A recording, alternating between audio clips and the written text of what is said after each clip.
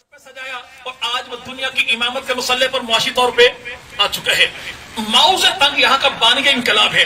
کچھ نمائندے اس کے پاس گئے بی بی سی کے، ان میں ایک پاکستان سے بھی خیر تھا، مسلمان تھا، تو اس نے کہا جی اتنا بڑا انقلاب لے کر آ گئے آپ، یہاں پہ کون سا نظام چلائیں گے، کیسے نظام چلائیں گے؟ تو اس نے کہا سنو، اگر یہ سوال کوئی اور کرتا تو مجھے اعتراض کوئی نہ ہوتا.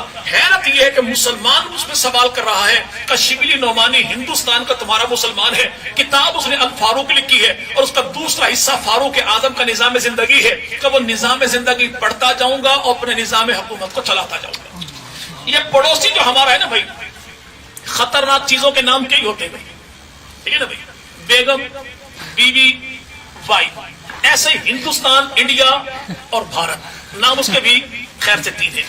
ان سے جب پوچھا گیا، ان کا پنڈت جواہر لال نہرو تھا، اس نے اردو زبان کی مخالفت اس بنیاد پہ کی تھی کہ اس کا رسم الخط عربی ہے، لیکن جب میرے بھائی وہ پہلی اپنی پارلیمنٹ میں کھڑا ہوا تو اس نے ایک ہی جملہ کہا کہ انڈیا ماتا کے بیٹو، اگر تم ہندوستان کو مضبوط خوشحال ریاست بنانا چاہتے ہو تو تمہیں ایک ہی مشورہ دوں گا کہ کبھی یورپ کی جانب نہ دیکھنا، بلکہ نبی کے ان صحابہ کی جانب دیکھنا کہ جو راتوں کو خود بھوکے سویا کرتے تھے، لیکن مدینہ کی گلی میں کوئی یتیم بھوکا نہیں سوتا تھا. بلکہ حالات یہ تھے کہ آج ملک پاکستان میں 70% ہماری آبادی زراعت کے ساتھ وابستہ ہے، لیکن ایک ضلع ہے پاکستان کا، وہاں پہ ہر سال، ابھی بھی اس سال 32 بچے غذائی قلت کی بنیاد پر مر گئے. اب وہ نعوذ باللہ کون سی غذائی قلت ہے بھائی؟ جی بھائی، میں کہتا ہوں اڈیالہ جیل میں جتنا کھانا ضائع ہوتا ہے نا، یقین کرے راول پنڈی میں کوئی بندہ بھوکا نہ سوئے. صرف ایک اڈیالہ جیل میں جتنا کھانا واش روم میں بہایا جاتا ہے، نالیوں میں، راول پنڈی میں کوئی بندہ بھوکا نہ سوئے.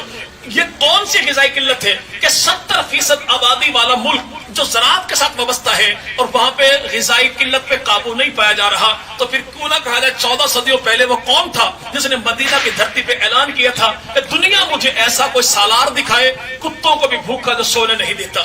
اس دور میں کتا بھوکا مر جائے تو امیر المومنین اپنے آپ کو احتساب کے لیے پیش کرے، اور آج میرے بھائی ایک ہی ضلع میں ایک ہی مہینے میں 32 پودے اجڑ جائیں لیکن اثر ہی کسی کی سر پہ نہ پڑے. تو میرے بھائی آج ایم ایس او کی آواز یہی ہے کہ ہم نے اس نظام کو بہرحال اتنا تو کم از کم ہو کہ ہماری نوجوان نسل کے ذہن میں یہ ہو کہ بھائی میں کسی ریت کی دیوار پہ نہیں کھڑا، میں کسی ریت کے ٹیلے پر نہیں کھڑا. الحمدللہ میرا تعلق امت محمدیہ کے ساتھ ہے، شریعت محمدیہ کے ساتھ ہے.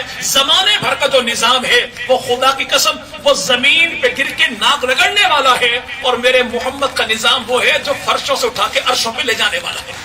تو انشاءاللہ ہم نے اس نظام کو زندہ کرنا بھائی. جی بھائی، کم از کم اپنے ذہن و دماغ میں ہم نے اس بات کو زندہ رکھنا ہے. لازمی نہیں کہ ہم نے دنیا بھر کے کافروں کو ڈنڈا اٹھا کے مارنا ہے، وہ جب وقت آئے گا تو انشاءاللہ وہ بھی ہوگا. آج کہتے تھے بھائی and of the time, and of the history, کہ بھائی انسان نے کرنی تھی کر لی. یہ میرے بھائی آپ کرکٹ والا معاملہ تو خیر سب کے ساتھ ہی ہے. پاکستان میں مفتی اعظم پاکستان مفتی تقی عثمانی صاحب، لیکن کرکٹ کے شوق تو وہ بھی خیر سے. تو ایسا کوئی قباحت اس میں نہیں ہے.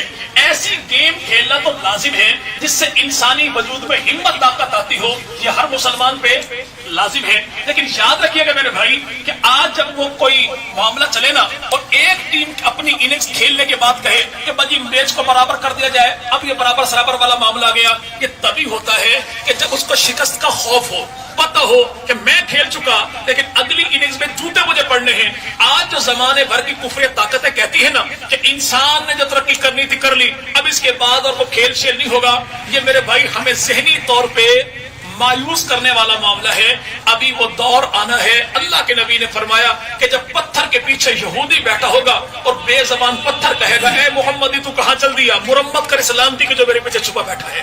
ابھی وہ دور آنے والا ہے جب بے زبان درختوں نے آواز دینی ہے، اور انشاءاللہ محمدی ٹیم کا کوئی کیپٹن جلد آئے گا جو اپنے حصے کا کھیل کھیلے گا اور بھرپور انداز میں کھیلے گا. اس کھیل کے لیے ہمیں ذہنی طور پر تیار ہونا ہوگا. علم کے ذریعے، دلائل کے ذریعے، فلسفہ کے ذریعے، منطق کے ذریعے، مطالعہ کے ذریعے ہم نے ذہنی غلامی سے نکلنا ہے. اپنی آنے والی نسلوں کو دین محمدی سے جوڑنا ہے. اپنے حقیقی اسلامک ہیروز کا تعارف اپنی آنے والی نسلوں سے کروانا ہے. اللہ رب العزت میرا آپ کا مل بیٹھنا اپنی بارگاہ میں قبول فرمائے. رب تعالیٰ آپ حضرات کی جوانیوں میں برکتوں کے فیصلے